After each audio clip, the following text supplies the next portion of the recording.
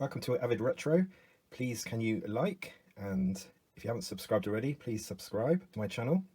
This video is going to address a couple of things. One is that I made a video about some junk I picked up from the local market for £5, and that included several different items, and you can check that out on a different video on my channel. This is one of the items. It's a DAC, and this was bought for £1. I don't think it's probably worth much more, to be honest. Now, I don't know if it is worth that, and I think they retail maybe around the £10 mark, and no idea on quality. This one in particular I've never used, so I do not know if it's going to work. It's got quite rusty screws, so it's possible that it won't, and I might take the cover off just before I plug it in, just to make sure. The other part of the video is to discuss why it might be worth getting hold of an old DVD player instead of having a CD player for your CD collection. Now, a lot of people are getting into playing CDs again, and I guess for some, vinyl is very expensive, particularly new releases, well, and some old ones as well, and CDs can be still found quite cheaply. So I think there's quite a bit of interest in people getting hold of CD players and playing their CDs again. Now, what a lot of people don't realise, if you go for a old, really retro CD player, then it might not be really up to what you expect in terms of how it plays the discs, is that it just doesn't play pre-recorded discs, and you might want to make your own compilations rather than just play pre-recorded ones. The other thing as well is old CD players generally do not support MP3. Now, why you would perhaps want to play MP3 is another discussion. Sometimes if you've got a good collection of MP3s, they're encoded at a good bit rate, then they do sound reasonable, and you might just want to play them and just have a CD with lots of tracks on, basically. So another good thing is to find a player that can actually play those. So these DVD players in front of me, they all do play MP3 files as well as regular CDs and some other video formats. So this is probably only really of interest to people who have ditched their DVD player, do not want a DVD player anymore, and now are scratching around thinking, what sort of CD player shall I buy to play my CDs? Now, these can be picked up very, very cheaply. The top one, which is a NS355. This seems to be the kind of daddy to these two, and it'll be interesting. I may pop the cover off just to have a look to see what's inside. It mentions precision drive free, obviously supporting lots of multiple formats as well. And then this one, although you probably wouldn't be that interested, it does contain a 12-bit 108 megahertz video DAC.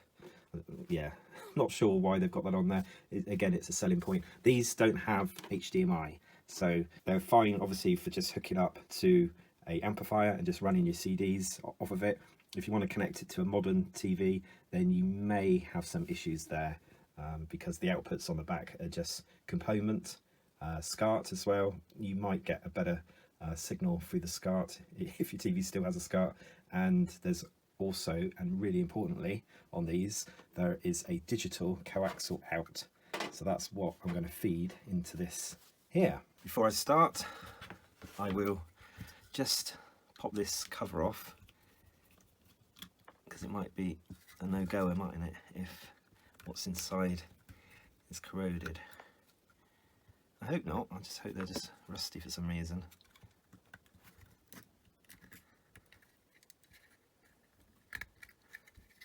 So it's got to be popped off like that. Wow, it does look clean inside. Just a little bit of sort of discolouring there. From first inspection, it doesn't look to be affected by anything. So maybe it's just been stored somewhere a little cold, a little damp. Now there's an LED light on the back, not sure what that does. And it needs a 5-volt USB style input. There's no mention on here what it takes, so let's just plug that in. And we get a little light that comes on, power on, hopefully. This is the back of the player. Now, the ones that I've just shown you are all very similar. They've all got the same standard outputs. You can see the digital one here. There's a composite video. You have got RGB, TV, SCART. This should output a better video. Then, as long as, yeah, you can break down component. This is 11 watts. The other two actually are 10 watts. So we're not talking huge amounts of power. So I've got a short video cable here, but I've only obviously connected the green and the green to the input there. So let's try to turn this on and see if it does anything. It's saying welcome.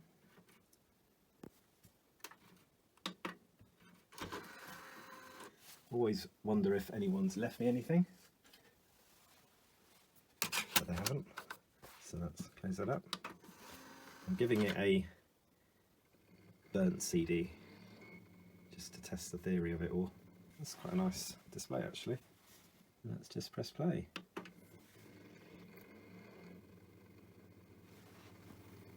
It's not flashing, the LED, and I don't seem to hear anything. So could that be why it was only £1? I'm going to inspect the board inside the DAC. What I need to check is actually whether or not there is a separate setting to enable the output to the coaxial output on the back of this, so it might not be doing this by default. I've just pressed stop and it's got a resume feature, which is nice, so you can just stop it and then continue playing the CD from where you last played it. So it took me a while to find a remote that I could get working on this machine. The reason why I wanted to do that was just see if I could get into the setup menu to make sure that the output to the coaxial digital out was enabled and not set to anything funny. Now the only remote out of a load of ones I've got I could find that could do it quickly was this 7140, and in fact when I went to program it, it was the very first code in the DVD section for Sony, so that worked really well, thankfully. So to get to the menu you have to press info and then you have to go down to the bottom, and where it says quick just go into custom and then come down again, and then you get to the audio setup. So the main thing to check is that digital out is set to on, okay, and then I had to just go in here and just make sure that the other settings were fine. So I've got this top setting, the actuation, set to off. I've got that set to standard, down mix is normal, so I'm not interested in the Dolby kind of side of things at this present time. And I've got digital out on, PCM, MPEG PCM, DTS is off, and then there's two options in here, 48 or 96, so I've just gone for 48. Now unfortunately, after making those changes, it does not output on this. So I did take it out to give it a bit of a sniff test to see if any components were fried. There doesn't seem to be anything obvious at this stage.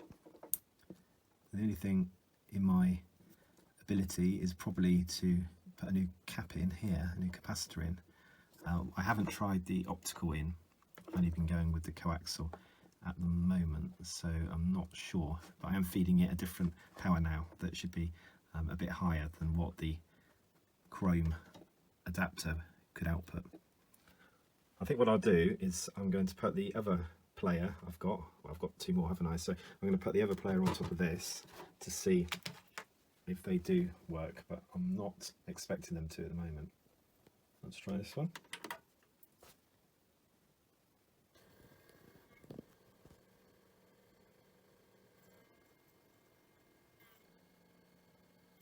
He's actually got a DVD in, which is unexpected. Let's find out what it is. It's Aquaman. Okay, now it plays DVDs. Let's put that in.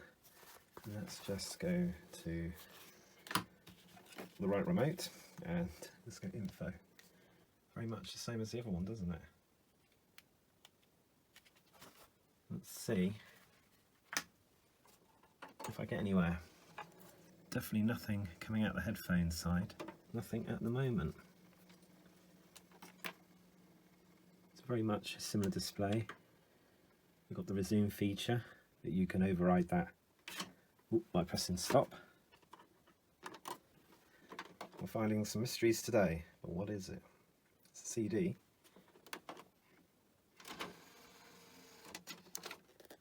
It's Tina Turner, breaking every rule.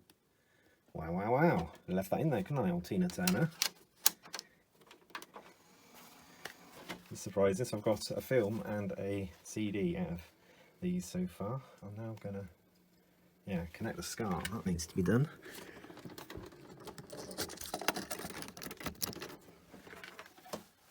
And then with the SCART, we can go into the menu again. So this is the NS30, so I don't know what the differences are between them particularly. They look quite similar, don't they? Okay. This one looks like it's all kind of set up as before.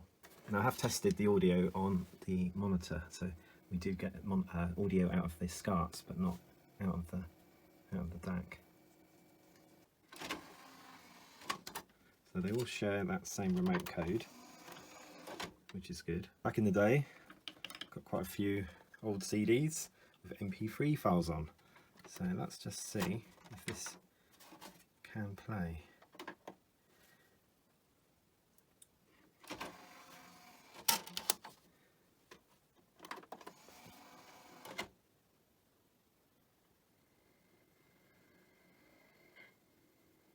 What I'm interested in is whether or not I can navigate this without necessarily looking at the screen. Now I know it's probably going to come up on the screen.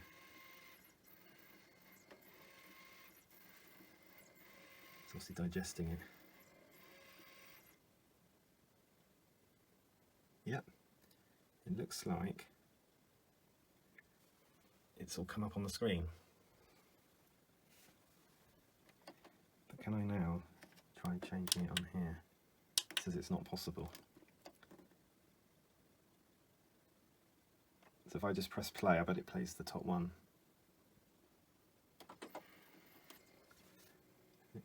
You can see it saying MP3. So we can go through different tracks. Now it's gone to the next album, I think. It's struggling a bit. Oh, no, it's got it.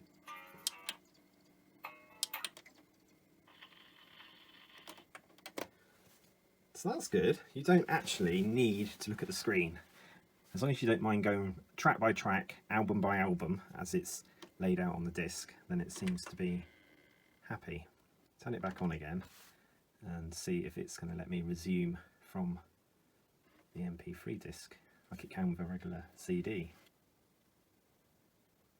No. So it doesn't let you resume when you power off and power back on again. It's not able to do that. Well, a partial success. I've got an optical out connected to this CD player. So the DAC does kind of work. If you wiggle it, you lose sound. You get a bit of white noise on the optical, not on the coaxial. Proof that coaxial does work. So my problem is to do with the output from the DVD players. Maybe the kilohertz is too much for this, because this would be 44, and maybe 48 is unable to be passed through this DAC. So my problem stems from the fact that DVDs use different audio to CDs. So this means that they are recorded in 48 kilohertz or 96 kilohertz, and obviously regular CDs are 44 kilohertz. This is obviously a very cheap DAC in that it can't support higher. So it does seem to be dedicated for standalone CDs, as I was able to prove. So are these DVD players worth it still? Well, if you've got one and you've got the technology to take the audio and process it, then that's probably quite a good thing. Internally, we could open up one of these just to have a look inside. What I could do is just pop the lid off this one and have a look at the PCB and do a quick Google on some of the components, particularly in the audio processing path. Quite nice.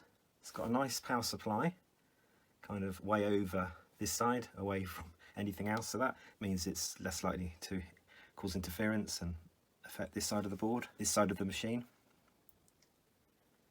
So it looks like most things are dedicated Sony chips here. So there's a Sony CXD9781R, there's a CXD9780R, so these are doing the video, I would have thought. There's a Samsung chip there, KU-S64 I think, not sure on this one. or this one. It's obviously the SCART side. It's a busy board. In a short space of time, you might have seen a video I did about a Blu-ray 4K player, and there just doesn't seem to be anything on those boards. But this is still at a time where things were a little bit busy with components. So it shows you how generations later everything shrunk down even more. This seems to be a memory chip. This is the Emotion Engine Central Processor. This seems to be a chip that you can flash with custom firmware. This is the chip for controlling the drive itself. This one, I'm not too sure. Just out of interest, let's pop the lid off this later one, NS30. Does it look much different? It looks like they've consolidated some of it by having a newer chip, control chip. So that big one there looks like it's taken place of 2 on the earlier version. The memory is still there, the Samsung memory. The control chips there, looks very similar. There's this one here which looks slightly different, doesn't it? Power supply looks very similar, looks almost the same I think. A few refinements. There's obviously no fan on the power supply, not that it's drawing much current. That would be my only thing, is if you're using it for a long amount of time. I guess anything's underneath, isn't it? No, there's no kind of vents or anything near this power supply board, so maybe the unit could get quite warm if it received a lot of use. Regarding the digital out on these, I was surprised that they basically don't play back the CDs in the true form, so they basically sample them to 48 kilohertz or higher before it gets output here. So hence why that DAC didn't work on here, because it was obviously very restricted to the standard specification. If you did want to use one of these as a CD player, you are literally stuck with the Sony interpretation of the audio, and I guess you're going to lose some of that information. Probably not so bad with old ears, but with younger ears you might lose some of the fidelity in that transfer process. These are very, very cheap now, probably get them for free. So as standalone CD players go, they probably are still worth looking at if you don't mind outputting just from the analog side and going with the built-in DAC. The positive thing is that they can obviously play multiple formats, which is handy, and as I was able to show in the video earlier, you don't have to have it connected to a TV to actually play a MP3 disc. Thank you for watching. Please like and subscribe. I hope this has been interesting. Let me know what you think in the comments. Bye for now.